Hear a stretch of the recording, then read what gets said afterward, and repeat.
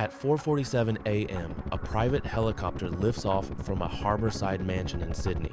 Inside is someone who controls more wealth than the GDP of several small countries. This is their typical Tuesday.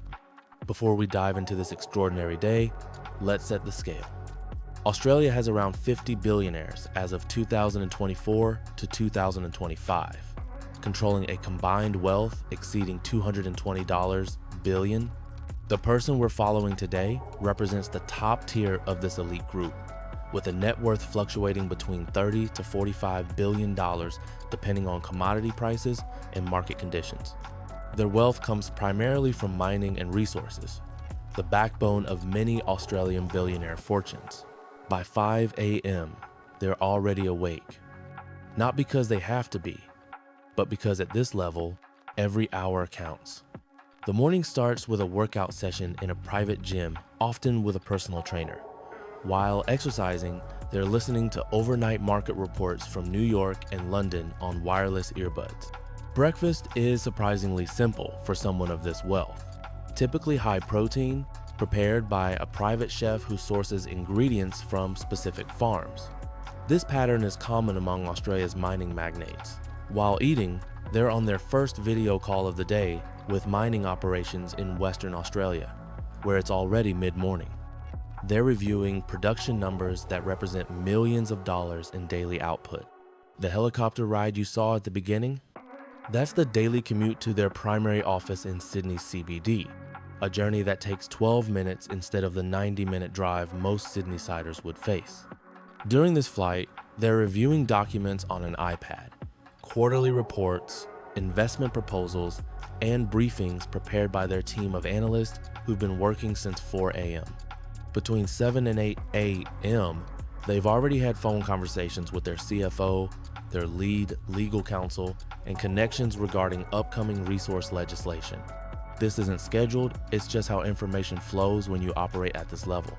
The first formal meeting starts at 8:15 a.m. sharp, a board meeting for their primary company.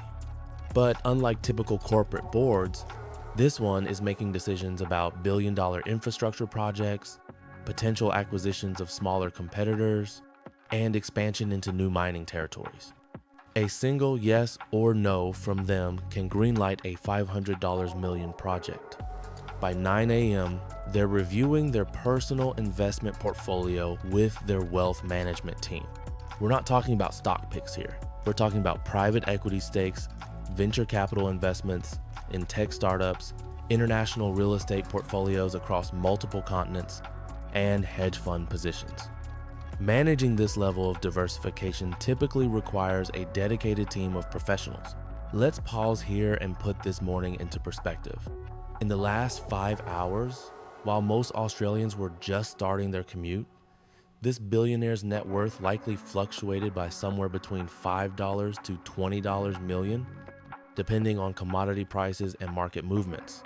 This is an illustrative example of how wealth at this scale responds to market forces, not active earnings, but the passive movement of existing assets. Their operational decisions this morning will affect approximately 15,000 employees across their companies. The mining approvals they're pursuing will impact regional Australian communities for the next 30 years. The investment decisions they're reviewing could make or break startup companies seeking capital. And we're only at 10 a.m. The day is far from over. Coming up, we'll see how they handle political relationships, manage their public image, make philanthropic decisions with more money than most people see in a lifetime, and still find time for the personal life that exists behind all this wealth and power. But first, let me show you what their typical lunch meeting looks like. And trust me, it's not about the food. Lunch isn't a break, it's a strategic operation. Today's lunch is at Quay Restaurant, a known venue for Sydney's elite power brokers, with 3 people: a property developer proposing a $2 billion mixed-use development project, their own corporate affairs director, and a managing partner from a top-tier law firm. The bill will be around $1,500, but that's irrelevant. What matters is the handshake deal being negotiated over the main course. This isn't just about one property deal. It's about positioning for Sydney's next development boom, securing early access to prime harborfront land, and potentially partnering on projects that will reshape the city's skyline over the next decade. While others at nearby tables are enjoying their meals, this table is quietly orchestrating deals worth hundreds of millions. The entire lunch is coordinated weeks in advance. But here's the real cost: their time. At their wealth level, this 90-minute lunch occurs while their net worth continues fluctuating by millions based on global commodity markets. Back at the office, the afternoon shift reveals where real billionaire power lies: influence. At 2:15 p.m., there's a private meeting with advisors about political engagement. In Australia, political donations face regulations, with recent reforms capping individual contributions. But at this level, influence extends beyond direct donations, funding policy research institutes, industry lobby groups, and business councils that shape legislation before it even reaches Parliament. By 3 p.m., they're in a video conference with their philanthropy team. Here's where it gets interesting. They're reviewing grant applications for their private foundation, which operates with a substantial annual giving budget typical of Australian billionaire philanthropies. They'll spend 30 minutes deciding which medical research projects get funded, which universities receive new facilities, and which arts organizations survive another year. Australian billionaire foundations like Minderoo and others distribute tens to hundreds of millions annually in charitable giving. Now comes the part most people never see: active wealth preservation. There's a meeting with their family office team, a private company that exists solely to manage their personal and family wealth. Today's agenda includes reviewing their tax optimization strategies across multiple jurisdictions, discussing succession planning for their business empire, and evaluating major asset acquisitions that provide both lifestyle value and strategic financial advantages. They're also reviewing their property portfolio. Elements typical for Australia's ultra-wealthy include premium Sydney real estate, extensive cattle stations in Queensland spanning tens of thousands of hectares, international apartments in major cities, and coastal properties in high-demand locations like Byron Bay. The annual carrying costs for portfolios of this scale, including staff, maintenance, and security, can run into millions. Here's what's crucial to understand.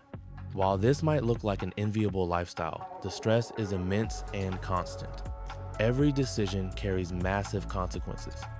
Market crashes can evaporate billions overnight. Regulatory changes can threaten entire business models. Public scrutiny is relentless. Family relationships strain under the weight of wealth and expectations.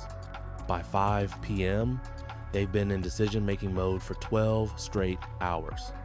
They've approved expenditures totaling over $600 million, affected the livelihoods of thousands of workers, and navigated political and business minefields that would paralyze most people.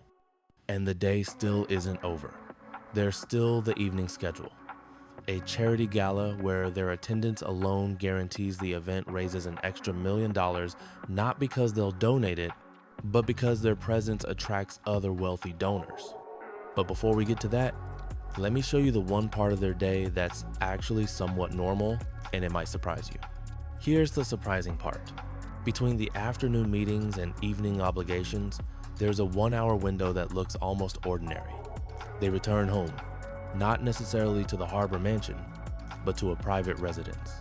For this brief hour, they might spend time with family, walk their dog along a private section of beach, or simply sit quietly with a book. This is the moment that humanizes everything we've seen.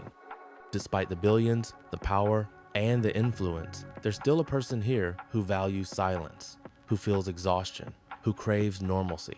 But even this hour isn't truly free. Their phone buzzes constantly with updates, market alerts, urgent emails, requests that can't wait. The difference between them and you isn't that they escape responsibility, it's that their responsibility never ends. By 7:30 p.m., they're dressed for the charity gala we mentioned earlier. Tonight, it's a medical research fundraiser at the Art Gallery of NSW. Their attendance was negotiated weeks ago, their donation was prearranged, and their brief speech was written by a professional speechwriter. They'll shake 200 hands, pose for 50 photos, and make small talk with people who want access, favors, or just proximity to power. This isn't relaxation. This is work. Every conversation is strategic. Every appearance reinforces their public image. Every donation serves multiple purposes: genuine philanthropy, tax efficiency, social capital, and business networking, all rolled into one. By 10 p.m., they're back in their car, exhausted from performing the role of accessible billionaire for 2.5 hours. So what did we learn today? An Australian billionaire's day isn't about luxury and leisure. It's about relentless decision-making, constant pressure, and operating at a scale most of us can't comprehend. They work as hard as anyone, perhaps harder, but the difference is the leverage. Their decisions move markets, their connections influence policies, their investments create or destroy companies. In the 18 hours we followed today, their net worth likely fluctuated by tens of millions of dollars based on market movements. An illustrative example of how wealth compounds at extreme scales. Meanwhile, they made decisions affecting billions in capital, thousands of jobs, and the economic direction of entire industries. The average Australian will work 40 years to earn what this person's wealth generates through market movements in a single day. Is this fair? That's not for me to answer. Is this the reality of extreme wealth in Australia? Absolutely. If this video opened your eyes to how the ultra wealthy actually operate, hit that subscribe button. Drop a comment telling me which part surprised you most. And if you want to see more content breaking down the lives of Australia's elite, let me know what you want covered next. This was a day in the life of an Australian billionaire. Thanks for reading. Like, comment, and subscribe.